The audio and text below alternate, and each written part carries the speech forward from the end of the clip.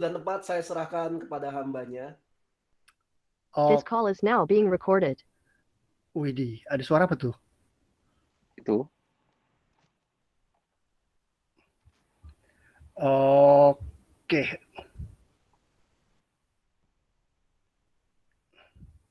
Ya. Oke, shalom teman-teman semua. JKI Home, gimana tahun baru? Semua pasti luar biasa nih. Apalagi ada yang kena COVID gembalanya gitu ya. Shalom. COVID bukan kutukan gitu ya. Tapi saya Tuhan bekerja dalam segala sesuatu untuk mendatangkan kebaikan buat kita semua. Ya, kita berdoa buat Pak Gem Firdi supaya semakin luar biasa. Siapa tahu setelah ini kesaksian kesembuhan dari COVID-nya bisa dijual gitu ya. Ya nggak sih? Dan menghasilkan banyak uang buat gereja kalian. Kayak kerja lain aja nanti. Amin. Akun satir nanti si Firdi. Yuk teman-teman kita berdoa sama-sama yuk pada siang hari ini. Datang sama Tuhan, kita berdoa. Bapak terima kasih buat tahun yang baru, buat hari ini. Karena kami percaya salah satu bentuk berkat Tuhan buat setiap kami adalah kesempatan, opportunity. Terima kasih karena kami dalam keadaan yang baik. Terlepas kami sedang sehat atau sakit, tapi kami tahu selama kami berpegang pada Yesus, selama kami masih bisa percaya Yesus sebagai Tuhan dan Juru Selamat, kami tahu kami dalam keadaan yang baik karena Tuhan bisa mengubahkan segala keadaan dari yang nggak mungkin jadi mungkin. Dan kami berdoa hari ini biar kiranya firman-Mu yang mengajar kami itu mengubahkan cara berpikir kami, sikap hati kami, sehingga kami bisa menjalani hari-hari kami itu dengan cara yang berbeda dan mengerjakan kehendak Tuhan dengan maksimal di dalam kehidupan kami. Terutama di tahun 2021 ini. Terima kasih Tuhan Yesus, kami berdoa biar firman-Mu berbicara buat setiap kami di dalam nama Yesus. Haleluya. Amin. Amin, amin, amin. Oke teman-teman, tadi pagi Pastor Firdi sudah share sama saya kalau bulan ini di JKI Home kita mau membahas soal the journey of faith gitu ya, perjalanan iman. Saya nggak tahu nih dari teman-teman yang ada di sini semuanya gitu ya, dari yang paling senior Bapak Pendeta Marwan gitu ya sampai yang paling junior anaknya mungkin, atau anaknya siapa kemarin Cindy gitu ya, sama siapa ya yang paling junior gitu. Semua kita akan memiliki journey of faith, punya perjalanan iman. Terlepas kita udah bertobat baru setahun atau sudah 20 tahun sekalipun, perjalanan hidup kita adalah sebuah perjalanan iman. Artinya kita berjalan dalam berjalan bersama dengan Tuhan, mengenal pribadinya, dengan segala konflik-konfliknya, ya nggak sih? Kadang-kadang mengenal Tuhan tuh nggak gampang. Kalau keadaannya lagi bagus, bilang Tuhan baik itu gampang. Tapi ketika keadaannya nggak baik, ketika konflik-konflik yang kita nggak harapkan terjadi, sakit yang kita nggak harapkan terjadi, apalagi sakit yang nggak sembuh-sembuh gitu ya, kayaknya sukar gitu. Kita bergulat dengan iman kita, bergulat dengan kepercayaan kita terhadap Tuhan. Tuhan, kenapa aku sudah percaya Engkau, tapi kok ini masih terjadi hal-hal yang nggak baik menurutku kok masih terjadi. Teman-teman, kita harus menikmati perjalanan iman ini. Kita bahkan harus mempersiapkan diri untuk menjalani perjalanan iman kita, terutama di tahun 2021. Kita nggak tahu nih, katanya vaksin katanya udah mulai siap-siap kan kita tetap nggak tahu ya apa yang bakal terjadi di tahun 2021.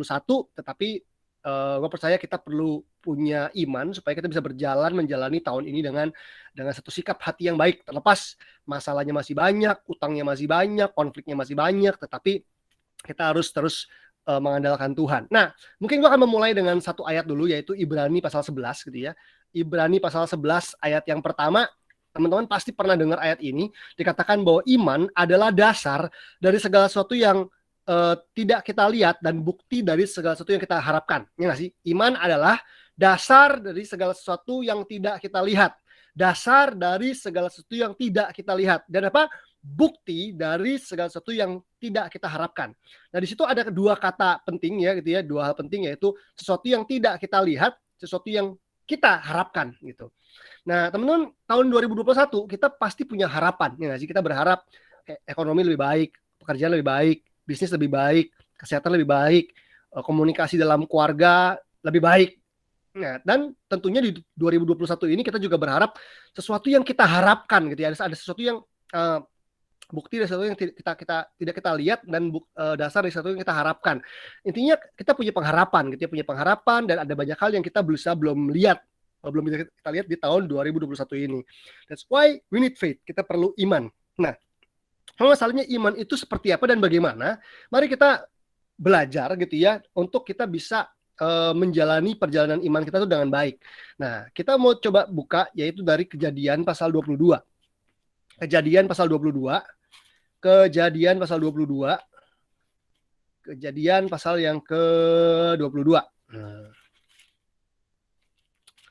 Kejadian pasal 22, judul perikopnya ialah kepercayaan Abraham diuji. Kepercayaan Abraham diuji. Itu judul perikopnya. Oke. Kejadian 22 ayat yang pertama sampai seterusnya gitu ya. Nanti kita lihat deh sampai ke 19 mungkin atau sampai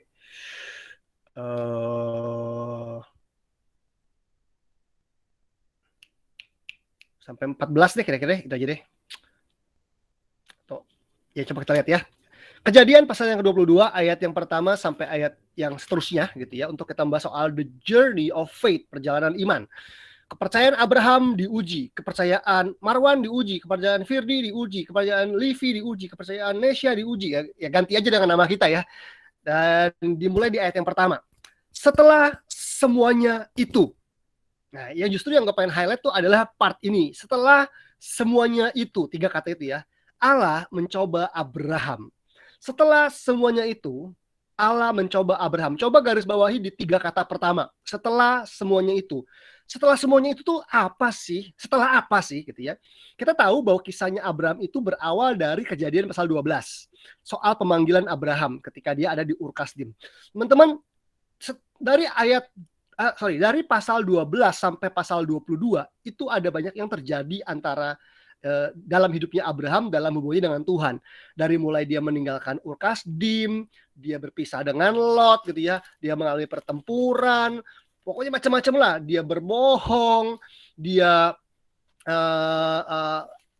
ada kasus Sodom dan Gomora, Tuhan menjanjikan anak, terus dia dapatkan anak yang dijanjikan di masa tuanya gitu ya. Itu dari ayat 2 pasal 12 sampai pasal 21 lah kira-kira.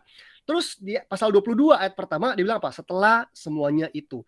Artinya adalah setelah semuanya itu artinya gini, setelah Abraham mengalami tahun-tahun yang penuh dengan mujizat. Setelah Abraham melewati tahun-tahun yang penuh dengan pergumulan di mana Tuhan tolong hidupnya. Setelah tahun-tahun yang bahkan mungkin penuh dengan kesalahan gitu ya. Jadi semua selama pasal 12 sampai pasal 21 itulah yang dimaksud dengan setelah semuanya itu. Jadi Abraham punya satu pengalaman rohani bersama dengan Tuhan di masa lalu dalam kehidupannya dia, di mana Tuhan menolong dia, di mana dia buat kesalahan, di mana dia mengalami mujizat Tuhan, janji yang digenapi dan segala macam lah gitu, hal-hal yang luar biasa ketika dia walk with God gitu ya, berjalan bersama dengan Tuhan. Jadi bilang apa? Setelah semuanya itu Allah mencoba Abraham, Allah menguji Abraham. Teman-teman, saya percaya kita semua punya pengalaman rohani. Setiap kita pasti punya tahun-tahun yang lalu, tahun 2020, 2019 dan seterusnya ke belakang, kita pasti pernah punya pengalaman rohani bersama dengan Tuhan. Tetapi hanya karena kita pernah mengalami mujizat, hanya karena kita pernah mengalami kemenangan, hanya karena kita sudah lepas dari keterikatan dosa tertentu, bukan berarti semuanya selesai. Karena justru dari ayat ini kita tahu setelah semuanya itu, iman Abraham tuh diuji. Tuhan menguji iman Abraham. Jadi satu hal yang saya percaya adalah begini, Tuhan tuh nggak pernah menguji orang yang masih nol. Tuhan nggak pernah menguji orang tuh yang masih nol. Maksudnya begini, kalau kita tahu anak sekolah gitu ya, anak sekolah itu ketika dia masuk pertama kali sekolah gitu, hari pertama, pasti awalnya kenalan sama gurunya, teman-temannya gitu ya. Enggak ada, baru hari pertama langsung ujian. Oke anak-anak, kita masuk hari pertama sekolah dan kita langsung ujian ya matematika. Lah, belajarannya belum, ya nggak sih? Jadi biasanya ya dikasih pelajarannya dulu, setelah pelajarannya sudah diajarkan berulang-ulang, dikuasai, baru diuji. Jadi begini, kalau kita sebagai orang Kristen, kita tuh rajin belajar gitu ya. Kita saat teduh, cari suara Tuhan, cari pengajaran firman Tuhan. Terus kita bilang gini, aduh hari ini gue dapet pengajaran baru nih. Aduh gue dapetin sesuatu yang baru dari Tuhan nih, kayak Tuhan bicara begini. Gue jadi ngerti hal baru nih. Hati-hati, karena setelah itu, Tuhan akan menguji kita. Karena Tuhan nggak pernah menguji orang yang masih nol, tapi orang yang sudah dipersiapkan, sudah diajar, dikasih tahu gitu ya, diulang-ulang, setelah itu pasti akan diuji. Jadi tujuan ujian itu bukan untuk menjatuhkan kita, tetapi untuk memastikan kebenaran itu kita tangkap dengan benar, kita hidupi, kita lakukan, dan itu menjadi sebuah sistem dalam kehidupan kita gitu ya, kita melekat di dalamnya, that's why perlu diuji. Nah Abraham pun gitu ya, yang dijuluki sebagai bapak orang beriman sekalipun gitu ya, juga harus mengalami ujian-ujian karena di masa lalunya pun dia juga berulang kali menggunakan pengertian sendiri. case-nya dia dengan Hagar contohnya gitu ya, yang melahirkan Ismail. Abraham tidak selalu bertindak by faith. Dia kadang-kadang bertindak dengan pengertiannya sendiri sampai dia perlu belajar hidup by faith, hidup oleh iman. Dan setelah melewati itu semua, dia pun tetap masih harus diuji gitu ya. Dan dibilang apa ujiannya? Dikatakan di bagian berikutnya di ayat yang pertama, ia berfirman kepadanya, Abraham, lalu sautnya, ya Tuhan, gitu ya. Firman-Nya, ambillah anakmu yang tunggal itu. Ambillah anakmu yang tunggal itu. Jadi ambillah anakmu. Anak itu menggambarkan sesuatu yang justru Tuhan kasih. Penggenapan janji Tuhan dalam hidup Abraham. Yang tunggal artinya cuma punya satu. Baik gak sih kalau teman-teman kamu punya mobil cuma satu, kamu punya handphone cuma satu, kamu punya sesuatu cuma satu, dan itu diambil, itu kan lain ya gitu ya. Kalau kita punya dua, punya tiga, diambil satu masih punya sisanya. Dia punya anak cuma satu, menantikannya juga susah, berdoanya luar biasa sampai digenapi di masa tuanya. Dan dibilang dia minta itu gitu. Ambillah anakmu yang tunggal itu yang kau kasihi, yakni Ishak. Pergilah ke tanah Moria dan persembahkanlah di sana sebagai korban bakaran pada salah satu gunung yang akan kukatakan kepadamu. Wow, teman-teman, satu hal yang luar biasa di sini adalah yang pertama begini, Tuhan minta hal yang paling berharga dalam kehidupan Abraham yang notabene Tuhan yang kasih sebetulnya. Benar? Abraham itu minta anak dan Tuhan kasih, cuma punya Ishak di masa tuanya. Cuma punya satu. Apa yang Tuhan kasih, Tuhan minta dalam kehidupan kita. Itu yang terjadi sama Abraham. Dan bukan cuma itu, Abraham diminta untuk mempersembahkan Ishak sebagai korban bakaran di salah satu di daerah pegunungan Moria. Teman-teman, praktek mempersembahkan atau mengorbankan anak kepada dewa itu sudah terkenal sejak zaman itu. Salah satunya Dewa Molok, gitu ya, kita pernah dengar itu ya, persembahan kepada Dewa Molok. Bangsa-bangsa kafir mempersembahkan anaknya, mengorbankan anak sebagai korban bakaran untuk dewa. Itu adalah hal yang sebenarnya nggak mungkin diperbuat oleh Tuhan. Tetapi bayangkan teman-teman, Tuhan itu meminjam, saya pakai istilah ini ya, meminjam tradisi kafir pada waktu itu untuk menguji pengenalan Abraham akan Tuhan. Kita percaya Tuhan nggak mungkin minta kita mengorbankan anak dengan cara membunuh seperti itu kan. Tuhan meminjam itu untuk apa? Untuk menguji apa? Pengenalan. Betul nggak Abraham ini mengenal Tuhan dengan benar? Kalaupun sekalipun Tuhan muncul seakan-akan menggunakan metode kafir gitu ya. Kafir itu bukan Kak Firdi ya. Kafir itu Kak Firdi bukan ya. Itu nama sebutan. Bukan. Jadi intinya teman-teman, waktu iman kita diuji, ketika misalkan nih Pastor Firdi mengalami sakit hari ini kan, berarti imannya juga diuji kan melalui sakit penyakit yang ada, COVID lagi gitu kan. Yang diuji apanya sih? Pengenalannya kan Tuhan. Teman-teman kalau mengalami masalah finansial, masalah konflik, dipecat dari pekerjaan, bisnis yang bangkrut, waktu kita diuji oleh Tuhan, yang diuji apanya sih? Salah satu yang kita harus ingat baik-baik, yang diuji adalah pengenalan kita akan Tuhan. Makanya waktu kita belajar kebenaran firman Tuhan, yang kita penting adalah jangan cuma baca Alkitab doang, jangan cuma baca, iya gue tahu ada ayat ini, tapi pakailah momen kita bergumul, membaca firman, merenungkan firman, saat teduh, dengerin khotbah. Pakailah kesempatan tersebut untuk mengenal Tuhan, mengenal pribadinya dengan benar. Karena ada banyak orang menggunakan iman hanya untuk dapetin apa yang dia mau, bukan untuk mengenal pribadi Tuhan dengan benar gitu. Nah, ini yang diuji oleh Tuhan dalam kehidupannya Abraham. Setelah semuanya itu, setelah berbagai pengalaman yang terjadi dalam kehidupan Abraham bersama dengan Tuhan, Tuhan masih menguji, dan yang diuji adalah pengenalan. Jadi tahun 2021 teman-teman, apapun yang bakal terjadi, baik atau buruk, semuanya itu akan membawa kita untuk menguji pengenalan kita akan Tuhan. Tahun 2020 kemarin gitu ya, saya kehilangan dua orang yang saya cintai. Mami saya gitu ya, mami kandung saya, dan papa saya. Papa saya ini sebenarnya kalau secara urutan dia bukan papa kandung gitu ya, tetapi dialah papa yang membesarkan saya, karena saya nggak pernah kenal papa kandung saya. Tapi saya kehilangan dua orang yang saya cintai dalam 1 tahun yang luar biasa ini ya. Bukan cuma itu, kehilangan apa? Pelayanan saya gitu ya. Pelayanan dalam arti jadwal pelayanan ya, pelayanannya nggak hilang, jadwalnya yang hilang ya, jadwal undangan khotbah yang hilang. Sorry, pelayanannya nggak hilang, karena pelayanan tetap jalan terus selama ada Tuhan bekerja, mau online mau offline kita masih bisa melayani jiwa-jiwa. Tapi jadwal pelayanan itu hilang semua. Saya harus melepaskan, saya harus menyerahkan sama Tuhan sesuatu yang Tuhan kasih. Orang tua Tuhan yang kasih, ya nggak sih? Pelayanan, jadwal pelayanan Tuhan yang kasih. Tetapi ketika Tuhan minta, kita harus kasih, dan kita harus mempersembahkan. Jadi bukan Tuhan yang rampas, kita yang bawa. Makanya dibilang kamu harus pergi membawa anak ini jadi korban bakaran gitu. Jadi Tuhan nggak ngerampas Ishak dari Abraham tiba-tiba ketiban menara apa meninggal gitu si Ishak, tidak gitu ya, enggak. Tapi tuh yang berat adalah ketika Abraham diminta mempersembahkan gitu. Nah di ayat yang ketiga dibilang apa? Keesokan harinya pagi-pagi bangunlah Abraham. Jadi Abraham itu tidak menunda-nunda. Salah satu tanda dari kita mempercayai Tuhan dan mengenal Tuhan adalah tidak menunda-nunda dalam hal ketaatan. Ya. Bukti karena bahwa kita benar-benar mempercayai Tuhan. Kenapa saya mempercayai Tuhan? Karena saya mengenal Dia, gitu kan. Jadi pengenalan akan Tuhan harus menjadi fondasi kepercayaan kita pada Tuhan, sehingga ketaatan kita pun juga berfondasi pada pengenalan akan Tuhan. That's why akan sulit untuk taat kalau nggak percaya, kalau nggak mengenal. Nah, dibilang apa? Ia memasang pelana keledainya dan memanggil 2 orang bujangnya.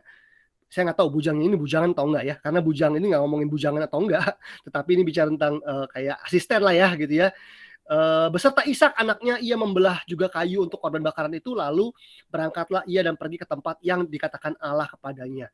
Ketika pada hari ketiga Abraham melayangkan pandangnya, kelihatanlah kepadanya tempat itu dari jauh. Ketika hari yang ketiga, berarti teman-teman, sejak Tuhan ngomong sama Abraham dan dia memulai perjalanannya untuk mempersembahkan Ishak di salah satu pegunungan Moria, dia berjalan kira-kira tuh 3 hari. 3 hari itu 24 jam kali 3 teman-teman ya. 3 kali 24 jam. Itu lama loh. 3 hari itu lama loh. Jalan kaki sama 2 bujangnya dan Ishak. Saya percaya begini, ketika Abraham sedang berjalan selama 3 hari bersama Ishak dan bujangnya untuk mengorbankan Ishak sebagai korban bakaran, pasti itu 3 hari yang sangat berat dalam hidup Abraham. Itu berkecamuk luar biasa gitu ya. Dimana aduh gila, gue harus kalamin, harus mempersembahkan yang paling berharga dalam kehidupan gue dan sebagainya. Dan nggak menutup kemungkinan dalam 3 hari itu Abraham bisa berubah pikiran. Ya nggak? Nggak menutup kemungkinan dalam 3 hari tersebut Abraham bisa berubah pikiran. That's why untuk kita menjadi pribadi-pribadi yang hidup oleh iman, kita harus jadi orang yang punya prinsip. Harus teguh dalam prinsip. Jangan jadi orang yang pelin-pelan. Hari ini bilang Tuhan baik, besok bilang Tuhan jahat gitu ya.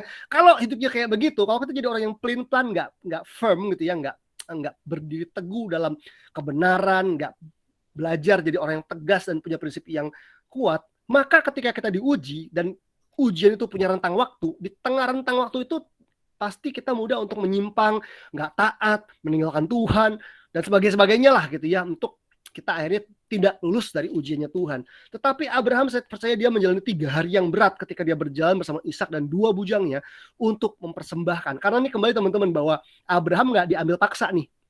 Ishak itu nggak diambil paksa, ketiban apa, kesabar petir gitu ya, langsung mati. Enggak, dia harus mempersembahkannya kepada Tuhan. Yang namanya penyembahan gitu teman-teman. Tuhan nggak rampas kita sesuatu, kita yang harus menyerahkan. Bukti cintanya kita sama Tuhan. Ayat yang keempat, ketika pada hari udah ya, ayat yang kelima, ketika kata Abraham kepada kedua bujangnya, tinggallah kamu di sini dengan keledai ini, aku beserta anak ini akan pergi ke sana, kami akan sembahyang, sesudah itu kami kembali kepadamu. Dikatakan pada dua bujangnya, kamu tunggu di sini sama keledai, aku akan pergi ke sana sama anak ini, kami akan sembahyang, kami akan worship, kami akan menyembah. Sesudah itu kami akan kembali kepadamu. Teman-teman, biasanya kita belajar penyembahan itu dari kitab Mazmur, ya nggak sih? Dari kisah-kisahnya Daud tuh, lirik lagunya Daud, sama seperti Firdi yang suka mengarang-arang lagu gitu ya, bahwa kitab Mazmur itu isinya doa, isinya lirik-lirik lagu, tapi lahir dari pergumulan dengan Tuhan. Biasanya kita belajar soal penyembahan tuh yang motifnya Mazmur, tetapi saya percaya kita juga bisa belajar tentang penyembahan, tentang worship, itu dari kitab Kejadian pasal 22 ini. Karena penyembahan nggak cuma ngomongin nyanyi, tetapi penyembahan ngomongin tentang ketika kita menyerahkan dengan rela yang terbaik yang Tuhan minta dalam kehidupan kita. Di situ kita rela, bersedia untuk taat menyerahkannya kepada Tuhan. Tetapi dengan iman, Abraham bilang apa? Sesudah itu kami akan kembali kepadamu. Ini dia percaya gitu ya, dengan iman bahwa Tuhan tuh adalah Tuhan yang berkuasa mengerjakan segala sesuatu gitu ya. Ayat yang ke-6 dibilang, lalu Abraham mengambil kayu untuk korban bakaran itu dan memikulnya ke atas bahu Ishak anaknya, sedang di tangannya dibawanya api dan pisau. Waduh, zaman itu, waktu itu Ishak masih belum tahu bahwa dia mau dikorbankan, masih disuruh angkat kayu, bayangin teman-teman. Waduh, dia nggak tahu nih bahwa ini yang bakal gua sate gitu ya. Dan itu dibilang apa? Demikianlah keduanya berjalan bersama-sama. Ayat yang ke-7, lalu berkatalah Ishak kepada Abraham, ayahnya, Bapa, saud Abraham, ya anakku, bertanyalah ia, di sini sudah ada api dan kayu, tetapi di manakah anak domba untuk korban bakaran itu? Ayat yang ke-8, saud Abraham, Allah yang akan menyediakan anak domba untuk korban bakaran baginya anakku. Demikianlah keduanya berjalan bersama-sama. Nah, lalu di ayat yang ke-9, sampailah mereka ke tempat yang dikatakan Allah kepadanya. Sampailah mereka ke tempat yang dikatakan Allah kepadanya. Lalu Abraham mendirikan mezbah di situ, disusunyalah kayu, diikatnya Ishak anaknya itu, dan diletakkannya di mezbah itu di atas kayu api. Sesudah itu Abraham mengulurkan tangannya lalu mengambil pisau untuk menyembelih anaknya. Wow, ini teman-teman, ini adalah hal yang paling sukar dalam hidupnya Abraham. Saya nggak kebayang, mungkin ketika Abraham mau ngikat Ishak gitu ya, terjadi pergulatan bapak dan anak, mungkin kayak smackdown gitu ya, piting-pitingan. Saya percaya Ishak juga bukan anak yang kecil-kecil banget gitu ya. Wow, jadi dia bisa mungkin uber-uberan dulu sampai bisa keikat gitu ya, dan mulai ditaruh di mesbah gitu ya. Mungkin sekilas si Ishak mikir bapaknya, kesambet apa bokap gue gitu ya, kenapa gue pengen dibunuh model begini gitu ya, waduh segala macam lah, mungkin terjadi konflik nih bapak dan anak yang tentunya nggak mudah. Nah, tapi ketika Abraham ingin mempersembahkan Ishak, ayat 11 bilang gini, tetapi berserulah malaikat Tuhan dari langit kepadanya, Abraham, Abraham, sautnya, ya Tuhan. Lalu ia berfirman, jangan bunuh anak itu dan jangan kau apa-apakan dia, sebab telah kuketahui sekarang bahwa engkau takut akan Allah dan engkau tidak segan-segan untuk menyerahkan anakmu yang tunggal kepadaku. Teman-teman, ternyata inti dari iman yang diuji oleh Tuhan adalah Tuhan ingin tahu isi hati kita. Makanya dibilang bahwa sebab telah aku ketahui sekarang bahwa engkau takut akan Allah. Untuk kita ngaku kita takut akan Allah itu gampang, ya nggak sih? Saya punya teman-teman pelayanan, teman-teman sesama hamba Tuhan, sesama gembala, sesama pengkhotbah gitu ya. Memasuki tahun 2020, kebanyakan nanya begini kalau ketemu atau lagi kontak, gimana jadwal khotbah bro? Dia bilang, ya saya bilang ya semua tercancel gitu ya. Nah, apa yang menarik adalah saya percaya di balik pandemi yang terjadi tahun lalu, mulai dari bulan Maret sampai sekarang yang belum selesai ini, adalah satu momen ujian yang menguji kemurnian kita nih hamba-hamba Tuhan. Dari dulu saya sering dengar banyak orang bilang, oh saya nggak melayani karena uang. Oh saya jadi hamba Tuhan tuh nggak pelayanan karena persembahan kasih. Saya nggak cinta uang dan sebagainya. Tentunya it's easy gitu ya, mudah banget untuk ngomong kita nggak cinta uang dari mulut kita, dari perkataan kita. Tetapi ketika pandemi ini terjadi dan membuat semua jadwal yang dicintai oleh para hamba-hamba Tuhan dan para pengkhotbah atau pengkhotbah keliling, itu akan menunjukkan siapa kita sebenarnya gitu ya. Itu akan menunjukkan isi hati kita sebenarnya. Apa yang kita cintai adalah Tuhan dan jiwa-jiwa, ataukah yang kita cintai cuma jadwal pelayanan. Karena mulai ketemu tuh beberapa teman-teman yang mulai mengeluh soal jadwal gitu ya, aduh pusing nih gini, aduh mulai mengeluh gitu dengan segala macam lah, aduh nggak cukup nih gara-gara jadwal di cancel dan sebagainya. Oke, saya nggak mau menghakimi teman-teman saya juga yang rekan seprofesi sesama hamba Tuhan, sesama pengkhotbah gitu ya. Tetapi saya percaya dengan ketika sesuatu itu diambil dari hidup kita, sesuatu diambil dari diri kita, disitulah kita diuji, hati kita diuji, kita belajar untuk mengenali apa yang ada di hati kita. Teman-teman, saya percaya Tuhan tuh maha tahu. Tuhan tuh tahu isi hatinya Abraham. Tetapi yang lebih kadang-kadang yang lebih penting untuk tahu tuh bukan Tuhan, ya nggak sih, waktu kita diuji, tetapi kita gitu ya. Kadang-kadang kita ngerasa udah bener, ngerasa udah tulus, ngerasa nggak cinta uang gitu ya, ngerasa macam-macam lah, ngerasanya lebih bener, ngerasa lebih dipakai Tuhan, ngerasa udah luar biasa. Tapi kadang-kadang Tuhan perlu menguji kita, mengizinkan masalah datang dalam hidup kita, supaya kita lihat sendiri ternyata apa sih yang ada di dalam hati kita gitu ya. Karena itu penting banget buat kita teman-teman untuk memiliki respon yang benar ketika kita lagi uji Tuhan. Karena ujian yang datang dalam hidup kita tuh menyingkapkan siapa kita sebenarnya. Ujian tuh nyingkapin siapa kita sebenarnya. Apakah saya perlu berubah atau enggak ya? Apakah saya selama ini punya kesombongan rohani, ngerasa diri lebih benar, ngerasa diri lebih tahu dari semua orang dan sebagainya. So teman-teman semua, perjalanan iman kita tahun 2021 harusnya diwarnai dengan sebuah refleksi dan evaluasi. Yuk cek hati kita, yuk cek hidup kita. Sudahkah kita mengenal Tuhan itu dengan benar? Ketika Tuhan mengambil apa yang menjadi Ishak dalam kehidupan kita. Teman-teman, Tuhan tuh tahu loh apa yang menjadi Ishak dalam kehidupan kita. Ada Ishak yang kita genggam dengan erat di tangan kita yang Tuhan tuh lagi mau ambil. Bukan Tuhan mau ambil ya, Tuhan mau kita mempersembahkannya. Kadang-kadang kalau ngomongin soal persembahan, kita lebih suka mempersembahkan apa yang kita mau kasih buat Tuhan. Tetapi saya belajar begini ya, kalau kita jadi hamba, Ini cuma contoh aja, cuma contoh. Walaupun pengertian hamba tidak sama persis dengan waiters atau pelayan di kafe, tapi contoh begini deh. Misalkan saya datang ke sebuah kafe, saya mau ngopi atau mau makan dan saya pesan spaghetti aglio olio dong sama hot coklat. Misalnya gitu ya, saya datang sebuah kafe pesan spaghetti aglio olio dan hot coklat. Tiba-tiba datangnya adalah hot coffee yang notabene saya nggak ngopi, dan saya dikasihnya bukan spaghetti aglio olio, saya dapatnya Indomie goreng gitu ya. Indomie goreng gitu ya. Mesennya aglio olio, datangnya Indomie goreng. Saya bilang, sorry, saya mesennya nggak ini. Oh, yang apa Pak? Terserah kita dong mau ngasih apa. Nah, yang namanya pelayan gitu ya, dia tugasnya kan cuma satu gitu ya, mengerjakan, memberikan sesuai apa yang diminta sama ya kalau di kafe ya customer, kalau di dalam hubungan tuan dan hamba tuannya. Sama, kadang-kadang dalam kita mempersembahkan sesuatu, kita mempersembahkan apa yang kita mau kasih gitu buat Tuhan, bukan apa yang Tuhan minta dalam kehidupan kita.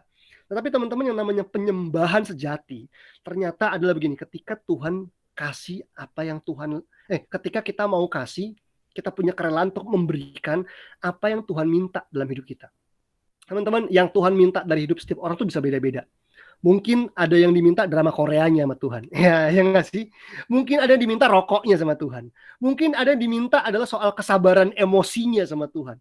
Mungkin ada yang diminta soal sepedahannya sama Tuhan. Beda-beda, karena apa yang melekat di hati kita juga beda-beda. Apa yang berharga di hati kita itu beda-beda. Tetapi intinya adalah, teman-teman, kalau Tuhan minta sesuatu sama kita, it's a worship. It's a worship. Penyembahan adalah waktu Tuhan sedang ambil sesuatu yang kita suka, yang kita cintai, dan dengan rela kita harus menyerahkannya sama Tuhan. Kita menyerahkan isak-isak kita yang rasanya berat, rasanya sakit, untuk kita serahkan sama Tuhan.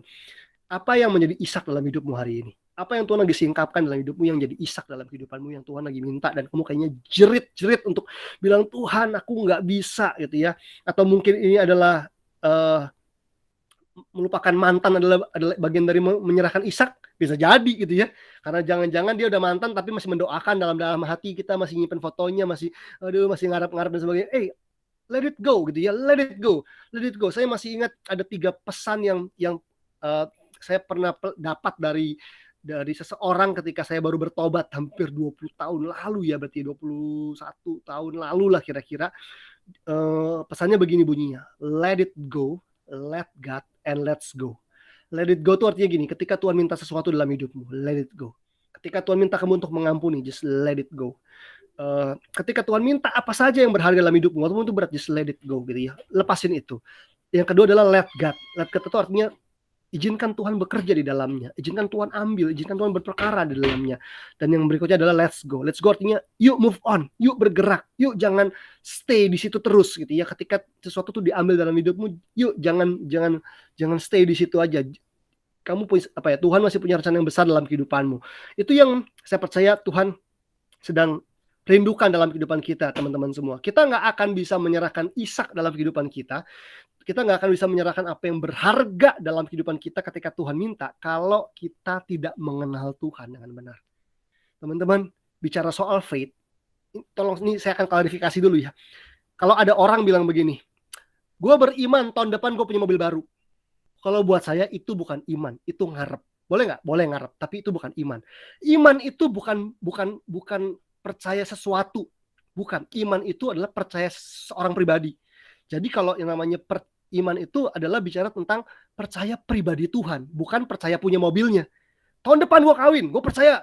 Itu bukan iman, itu berharap gitu ya.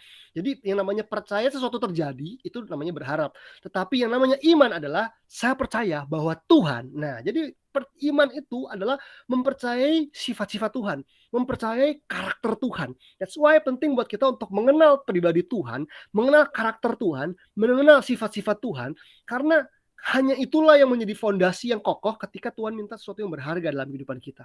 Kita nggak akan menuduh Tuhan jahat. Kita nggak akan menuduh Tuhan berbuat yang tidak patut dalam kehidupan kita. Kenapa? Karena kita tahu bahwa Tuhan itu Tuhan yang baik. Kalau kita punya anak, kita ngerti deh gitu ya. Ada berkali-kali ya saya marah sama Adriel. Saya harus disiplin dia, tegur dia, hukum dia dan sebagainya. Tapi yang menarik adalah kalau tiap malam dia selalu peluk saya dan bilang dia maunya bobo sama Daddy. I love you, you are the best daddy in the world. We are a perfect family. Itu kata-kata yang saya tuh aduh seneng kalau dengar dari kata Adriel, dan saya kadang-kadang pernah coba menguji dia. Saya bilang, dia Dedi kan nggak selalu beliin kamu mainan kan, kadang-kadang Dedi juga galak sama kamu ya. Kamu mau nggak jadi anaknya angkel yang lain? Saya sebut di gereja ada si angkel ini yang baik sama dia, yang punya banyak mainan. Dia peluk saya, dia bilang enggak, dia cuma mau Dedi yang ini aja. Wow, dia sih. Terus tapi Dedi yang ini kan galak, kadang-kadang suka marahin kamu. Terus dia bilang, kan Dedi pernah bilang kalau Dedi marahin Ayel supaya Ayel jadi anak baik. Saya sekali ngomong gitu, saya pikir anak mulut manis kali ya, pinter ngerayu papanya. Berkali-kali saya coba, selang berapa bulan saya tanya lagi, jawaban dia sama. Dia cuma bilang, Dedi kan marahin Ayel supaya Ayel jadi anak baik kan. Di situ saya belajar, oh anak saya udah mulai mengenal papanya gitu ya. Dia memang berkali-kali saya melakukan tindakan yang keras dan tegas untuk mendisiplin dia, tetapi saya merasakan berkali-kali Adriel tuh terbukti tidak pernah berhenti mencintai papanya. Karena apa? Saya belajar ini karena dia mengenal saya gitu. Dia kenal betul siapa papanya. Kemarahannya hanya sesaat, tetapi kasih setianya melimpah-limpah. Sih udah kayak Tuhan ya gitu ya. Kemarahannya itu hanya untuk sesaat, tetapi kebaikannya, kasihnya gitu ya, itu melimpah-limpah gitu. Waktu dia sakit, waktu apa aja gitu ya. Saya berkali-kali coba nerapin ini. Saya bilang, Dedi tuh nggak suka kalau kamu tuh gini. Saya kasih tahu hal yang salah yang dia buat gitu ya. Tapi sekalipun kamu nggak berubah, sekalipun kamu masih tetap kayak begitu, kamu tetap anaknya Dedi. Dedi nggak akan pernah berhenti sayang sama kamu. Dedi akan tetap ada buat kamu. Saya coba membuat kalimat itu berkali-kali. Sama satu kali lagi malam-malam mau tidur, istri saya ngomong sama Adriel segala macam. Dia sorry ya, mami kadang-kadang galak sama kamu ya, marahin kamu gini, marah-marah terus. Terus Adriel tiba-tiba bilang begini, mami, kalaupun mami marah-marah terus dan mami juga nggak berubah, Ayel tetap sayang sama mami. Wow, gitu ya. Dia mulai belajar mengerti hal tersebut gitu ya. Karena apa? Kami belajar untuk saling mengenal gitu ya. Nah, saya juga belajar untuk memberi tahu isi hati saya supaya Adriel tuh kenal papanya. Nggak cuma tahu namanya Ferry Felani, tinggalnya di sini, kerjaannya ini. Dia perlu mengenal hati saya gitu. Sama teman-teman, kita perlu belajar mengenal hatinya Tuhan. Sehingga dibalik waktu saya bilang sama Adriel hari ini nggak boleh main gadget. Adriel, seminggu kamu nggak boleh main gadget. Dia kamu nggak boleh ini. Dia kamu harus gini. Kamu harus berdiri di time out dan sebagainya. Dia bisa tahu bahwa itu lahir karena cinta, lahir karena kasih, bukan karena sekedar pelampiasan emosi, ego dan sebagainya. Dan itu perlu waktu teman-teman. Dan saya percaya di balik kita mengalami keadaan apapun tahun 2021 gitu ya. Saya cuma belajar begini, yuk kita selalu bisa melihat dalam segala keadaan tuh Tuhan tuh baik. Bukan karena halu ya, bukan karena sekedar positive thinking, oh Tuhan tuh baik, enggak. Saya percaya bahwa dasar dari kekristenan itu bukan positive thinking, tapi dasar dari kekristenan adalah mengenal pribadi Tuhan, kenal kebaikannya, kenal kasihnya, kenal hatinya Tuhan, maupun kalaupun Tuhan tuh menindak kita, menghukum kita, tanda kutip ya, mendisiplin kita, itu keluar dari cintanya yang besar dalam kehidupan kita teman-teman. Intinya Tuhan mau menguji kita, Tuhan mau menguji teman-teman di home tahun 2021 ini dengan apapun ya, dengan masalah keuangan bisa, dengan berkat-berkat juga bisa, dikasih berkat banyak itu juga diuji kan sebenarnya kan. Jadi percaya atau enggak, dengan konflik yang terjadi, dengan gesekan dengan keluarga, dengan tetangga lah, dengan siapapun, bisa lah terjadi. Saya baru ngalamin gesekan sama tetangga saya gitu ya, soal parkiran mobil dan sebagainya. Aduh gitu ya, emosi ya, yang salah siapa, yang emosi, yang marah siapa gitu kan. Dan akhirnya saya berdoa sama Tuhan, tanya sama Tuhan saya harus gimana sikap saya, karena bener-bener teman-teman kalau kita bener orang lain salah dan yang salah tuh ndablek, kita kan kayaknya mau sikat aja gitu ya, sikat gitu ya. Tapi saya belajar untuk tanya Tuhan gitu ya, kira-kira Tuhan saya harus ngapain kalau di dalam kondisi yang seperti ini. Saya punya satu problem gitu ya, yang saya terus berusaha bertumbuh dalamnya adalah soal kemarahan, soal emosi. Mungkin teman-teman ngerasa, masa sih Pastor Ferry problem dengan kemarahan? Betul. Saya bukan orang yang gampang marah sebenarnya, bener. Orang-orang di gereja juga tahu saya bukan orang yang dikit-dikit marah. Tapi kalau satu kali saya terpicu, kemarahan saya tuh bisa meledak gede banget. Istri saya juga tahu hal tersebut. Dan saya tuh berkali-kali berusaha untuk bertobat supaya terus bisa menyalipkan kedagingan saya. Karena saya dibesarkan oleh keluarga atau orang tua yang dimana begini, kalau dulu saya benar sekalipun, papa saya nggak pernah mengalah. Jadi saya harus menekan perasaan saya sedemikian rupa, dan papa saya adalah orang tipe yang kayak gitu. Yang ini bukan papa kandung ya, papa yang besarin saya. Jadi tipenya sekali meledak, bam, dan itu ternyata berpengaruh dalam kehidupan saya sebagai orang yang dibesarkan keluarga seperti itu. Jadi kemarahan saya seperti papa saya, meledaknya gede, dar gitu ya. Walaupun nggak sering marah, tapi meledaknya gede. Dan ada kemarahan-kemarahan yang terpendam gitu. Jadi saya ketika bertumbuh jadi pemimpin, jadi seorang suami sekalipun juga saya belajar menaklukkan hal tersebut gitu. Walaupun udah berkemenangan berulang kali, teman, udah berkemenangan. Tapi entah ya, iblis tuh juga punya cara aja. Pakai ini, pakai anggota keluarga lain, pakai siapa, pakai tetangga. Pokoknya untuk terus ngelatih saya supaya kalau saya berkemenangan, saya menang nih lawan ini. Belum tentu saya menang lawan yang onoh begitu. Nanti menang sama yang onoh, belum keluar musuh yang baru muncul lagi untuk menguji saya. Aduh Tuhan gitu ya, ada aja. Tetapi saya pengen menang gitu ya. Saya ingin berkemenangan, justru Tuhan memunculkan musuh-musuh ini gitu ya, orang-orang yang cari gara-gara untuk menguji saya gitu. Menguji apa sih? Apakah sekedar menguji karakter? Nggak juga. Saya percaya yang diuji adalah pengenalan saya akan Tuhan. Bisakah saya percaya keadilan Tuhan ditegakkan ketika saya memilih untuk mengampuni? Nggak adil loh, tindakan dia begini Tuhan. Tetangga saya sama-sama bayar parkiran di tempat warga, saya berlaku baik, giliran dia begini-begini. Saya kan ngerasanya nggak adil, maunya tuh daging tuh, sikat aja deh, giniin aja deh. Tetapi di situ saya belajar mengenal pribadi Tuhan. Bahwa waktu saya mengampuni, waktu saya mengalah, waktu saya mencari solusi yang terbaik sesuai dengan hikmat Tuhan, kayaknya kalah gitu loh. Kayaknya kalah tuh kayaknya nggak enak. Kayaknya gue bodoh banget sih gitu kan, menurut kacamata dunia kan gue kan gini kan, ngapain ya gue berhak begini. Tetapi di situ saya belajar untuk mengenal pribadi Tuhan. Bahwa di balik semuanya ini Tuhan tuh punya maksud, punya rencana dan sebagainya. Nah, akhirnya saya membuat sebuah keputusan memindahkan parkiran saya lebih jauh letaknya gitu dari rumah saya gitu ya. Tetapi membawa damai sejahtera dan berkat yang besar di awal tahun ini. Bahkan lucu banget, saya sempat membuat beberapa option gitu ya. Saya bikin tulisan. Oke, kira-kira dengan case seperti ini saya punya pilihan jalan keluar itu seperti apa. Jadi ini kayak ilmu problem solving gitu ya. 1, saya jual mobilnya aja deh, nggak usah pakai mobil. Atau 2, saya titipin di sini aja deh. 3, pokoknya saya list sampai 8 sampai 10 poin lah gitu ya. Untuk kemungkinan gimana cara menyelesaikannya. Apakah saya akan ya udah deh, apa gue ributin aja deh gitu kan, biar ada konflik dia ribut sama tetangga deh, biar tahu sekalian dia gitu. Jadi saya tulis semua option yang ada, pilihan-pilihan yang ada. Saya doa, dan sampai satu kali pas Natalan tuh kemarin tanggal 25, Tuhan malah menuntun saya untuk menghubungi seseorang yang saya kenal. Tahu nggak siapa? Tukang pecel lele. Saya kenal baik sama tukang pecel lele dekat rumah saya disuruh kontak dia. Saya tuh tahun ini nggak makan pecel lele karena lagi COVID kan. Saya kontak, Mas, apa kabar gitu ya. Dia tahu saya Kristen, dia bilang, Merry Christmas ya Ferry. Oh iya, makasih Mas. Mau tanya dong soal parkiran, ada parkiran di daerah rumahnya Mas. Rumahnya rada jauh, di seberang daerah rumah saya gitu, rada jauh. Terus dia tanyain dan ada. Langsung saya datang ke sana, ngobrol-ngobrol, intinya deal lah gitu. Walaupun baru mindahnya kemarin, dari tanggal 25 itu. Nah, intinya saya ngerasa Tuhan tuh tuntun gitu ya, tuntun begitu doa, ada impresi untuk ngubungin si tukang pecel ayam dari setiap opsi yang ada. Saya ngeliat bahwa Tuhan, kedagingan saya, ego saya, bahkan manusia lama saya tuh maunya saya tuh begini gitu.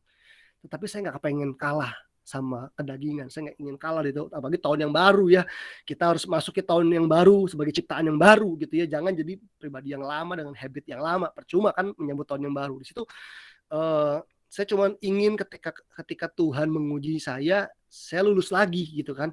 Kan Tuhan udah sering bicara, apalagi persiapan khotbah, baca Alkitab, dapat sesuatu yang baru. Masa udah dapat pelajaran, masa nggak lulus gitu ya. Akhirnya saya percaya bahwa setiap orang punya Ishak yang berbeda-beda. Mungkin salah satu Ishak saya yang saya harus taklukan, yang saya serahkan sama Tuhan adalah emosi saya gitu, kemarahan saya, kekecewaan saya dengan beberapa orang terdekat, bahkan anggota keluarga tahun 2020 ini. Saya menyerahkannya sama Tuhan, saya memberikannya sama Tuhan, dan saya bilang udah selesai Tuhan, it is finished buat saya. Tahun 2020 saya tahu saya nggak bisa dapetin apa yang ideal, bahkan gitu, gambaran yang ideal tentang keluarga besar saya dan sebagainya. Saya harus menyerahkannya sama Tuhan semuanya. Tetapi teman-teman, Tuhan tuh setia gitu ya. Apa yang kita lihat di ayat berikutnya adalah gini, ayat 13 gitu ya. Ayat 13 sampai berikutnya. Lalu Abraham menoleh dan melihat seekor domba jantan di belakangnya dan yang tanduknya tersangkut dan dalam belukar. Abraham mengambil domba itu lalu mengorbankannya sebagai korban bakaran pengganti anaknya. Jadi intinya ketika Tuhan menyetop Abraham untuk tidak menyembelih Esau, dia menyediakan domba dekat situ. Lalu dibilang apa? Dan Abraham menamai tempat itu Tuhan menyediakan, Jehovah Jireh gitu ya, Jehovah Jireh. Sebab itu sampai sekarang dikatakan orang di atas gunung Tuhan akan disediakan. Teman-teman, saya percaya ungkapan Tuhan menyediakan, Yehova Jireh ini sering banget dikutip, ya nggak sih? Apalagi kalau lagi bokeh. Waduh, di tengah-tengah ATM susah dicabut gitu ya, ditarik gitu ya, karena nggak ada uangnya, dompet mulai menipis gitu ya, proyek-proyek terhambat dan tercancel, kita akan tergoda untuk mendeklarasikan Tuhanlah Yehova Jireh. Dia Allah yang menyediakan. Teman-teman, kalau kita lihat ayatnya di perikop ini, intinya begini. Abraham tidak akan mengalami Tuhan sebagai Yehova Jireh kalau dia tidak bersedia menyerahkan Ishak dalam hidupnya. Kita nggak akan pernah bisa mengalami Yehova Jireh gitu, Tuhan yang menyediakan, kalau kita nggak bersedia mempersembahkan apa yang jadi Ishak kita dalam kehidupan kita. Kita nggak berani mempersembahkannya sama Tuhan. Jadi kalau kita ingin mengalami Tuhan yang menyediakan, yang pertama adalah ya jadilah orang yang berani mempersembahkan Ishak. Jangan curigai Tuhan. Tuhan itu Tuhan yang terlalu baik untuk dicurigai gitu ya. Meskipun keadaan kita mungkin nggak selalu baik. Apa yang terjadi pada kehidupan kita. Tapi saya percaya Tuhan adalah Tuhan yang bisa dipercaya, teman-teman. Tuhan adalah pribadi yang bisa dipercaya. So, serahkan apa yang dia minta hari ini sama Tuhan. Karena saya percaya waktu kita menyerahkannya sama Tuhan, dia Tuhan yang menyediakan. Dia Tuhan yang menyediakan. Apapun yang bentuk penyediaannya, ya jangan batasin Tuhan gitu ya. Kadang-kadang kita suka mengatur Tuhan dengan ngebayangin, oh Tuhan nyedianya begini kalau gue keluar dari pekerjaan gue. Kalau gue kasih uang gue nanti caranya begini. Jangan batasin Tuhan. Tuhan tuh punya ribuan cara untuk membuat mujizat dalam kehidupan kita. Karena yang paling penting bukan cuma mujizatnya gitu ya, tapi yang paling penting ini, di balik setiap ujian, yang paling penting adalah keserupaan dengan Tuhan, keserupaan dengan Kristus, itu yang harus menjadi hasil akhirnya. Bahwa yang menjadi poin dari Abraham ini ketika diuji adalah ternyata Abraham itu mencintai Tuhan sebegitunya gitu. Hatinya Tuhan tuh seperti hatinya Kristus mengasihi Bapa, bukan soal setelah itu Abraham diberkatinya, walaupun tentu berkatnya juga ada gitu ya. Terutama kita lihat di ayat di bawahnya 15, 16 dan seterusnya. Untuk kedua kalinya berserulah malaikat Tuhan dari langit kepada Abraham, katanya, aku bersumpah demi diriku sendiri, demikian firman Tuhan, karena engkau telah berbuat demikian dan engkau tidak segan-segan untuk menyerahkan anakmu yang tunggal kepadaku, maka aku akan memberkati engkau berlimpah-limpah dan membuat keturunanmu sangat banyak seperti bintang di langit dan seperti pasir di tepi laut, dan keturunanmu itu akan menduduki kota-kota musuhnya. Oleh keturunanmu lah semua bangsa di bumi akan mendapat berkat karena engkau mendengarkan firman-Ku. Teman-teman, terlepas daripada berkat finansial atau berkat-berkat materi, saya percaya yang salah satu yang dimaksud dari berkat Tuhan di sini juga kehidupan yang berdampak. Dibilang bahwa keturunanmu akan menduduki kota-kota musuhnya, semua orang akan dapat berkat oleh keturunanmu. Itu tentang kehidupan yang berdampak. Hasil dari ujian kehidupan yang diuji sama Tuhan, harusnya hidup kita makin berdampak, karena ujian yang datang dalam hidup kita itu mendewasakan kita dan membawa kita semakin serupa dengan Kristus. Dan saya mau tutup dengan hal ini aja hari ini, teman-teman semua. Ini tentang the journey of faith. 2021 baru saja dimulai lembarannya. Kita baru memasuki gitu ya tahun 2021 yang tentunya juga kita belum tahu akan terjadi apa sepanjang tahun ini. Apakah lebih buruk atau lebih baik daripada tahun sebelumnya? Pasti kita berharap lebih baik. Tapi entah lebih baik atau lebih buruk keadaannya secara krisis, secara ekonomi dan sebagainya, saya percaya bahwa ini harus menjadi the journey of faith buat kita, harus menjadi perjalanan iman buat kita. Pertanyaannya adalah, seberapakah kita sudah mengenal Tuhan dengan benar? Seberapa jauhkah kita sudah mengenal pribadi Bapa di sorga dengan benar? Apakah kita selama ini lebih sering meragukan Tuhan ketika keadaannya nggak baik gitu ya? Kita meragukan Tuhan, mencurigai Tuhan. Padahal saya percaya bahwa Dia Tuhan yang bisa dipercaya. Dan yang berikutnya adalah gini, teman-teman, di tahun 2021, entah kalian sudah mengalaminya atau belum gitu ya, atau akan mengalaminya atau tidak di tahun ini, tetapi begini, apa Ishak yang Tuhan lagi minta dari hidup? Apa hal yang paling berharga yang Tuhan sedang ingin ambil, ingin kamu mempersembahkannya sama Tuhan? Saya cuma bisa bilang, let it go. Kasih sama Tuhan. Persembahkan sama Tuhan.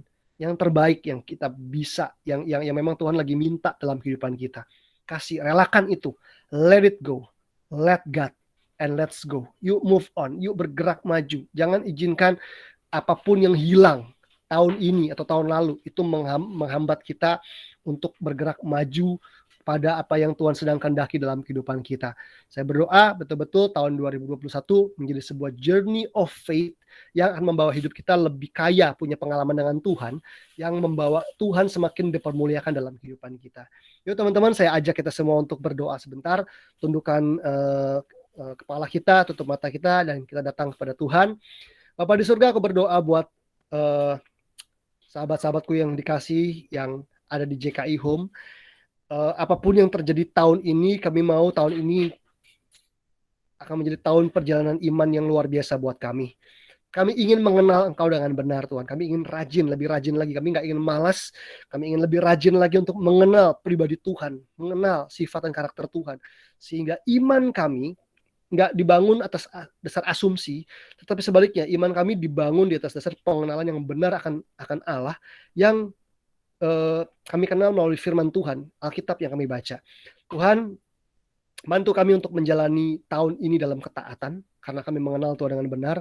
Dan kalau tahun ini ada isak-isak yang Tuhan minta dalam kehidupan kami, meskipun itu sakit rasanya, menyerahkannya, mempersembahkannya kepada Tuhan. Bapak, kami hari ini mau belajar untuk jadi orang-orang yang selalu say yes sama Tuhan, selalu bilang iya untuk semua yang Tuhan mau, yang Tuhan minta dalam kehidupan kami. Bapak, apapun yang Tuhan sedang minta dari kami, mungkin sakit rasanya, kami menyerahkannya. Mungkin rasanya ini berat, mungkin rasanya ini rela, tetapi Tuhan lagi incar hatinya kami, hanya supaya Tuhan, kami boleh tahu apa yang ada dalam hati kami, untuk menunjukkan dan membuktikan bahwa kami betul-betul takut akan Tuhan, sama seperti Abraham. Tuhan, kami mau jadi penyembah-penyembah yang sejati, orang-orang yang betul-betul nggak cuma bilang Tuhan baik, Tuhan I love you di mulut kami saja, tapi kami bisa membuktikan melalui kehidupan kami bahwa kami sungguh mengasihi Tuhan dengan cara kami mempersembahkan yang terbaik bagi Tuhan. Berkati komunitas ini Tuhan, berkati JKI Home, biar tahun 2021 ini komunitas ini makin kuat, makin bertumbuh, makin diperkaya dalam segala hal, terutama juga Pastor Firdi yang sedang sakit. Tuhan jamah dan sembuhkan di dalam nama Yesus, biar kiranya Pastor Firdi semakin kembali kuat dan kembali bisa beraktivitas, melayani, berkarya, dan mengerjakan isi hati Bapa di surga. Terima kasih Tuhan buat siang hari ini. Di dalam nama Yesus kami berdoa dan mengucap syukur. Haleluya. Amin. Amin. Saya kembalikan. Silakan, Pastor.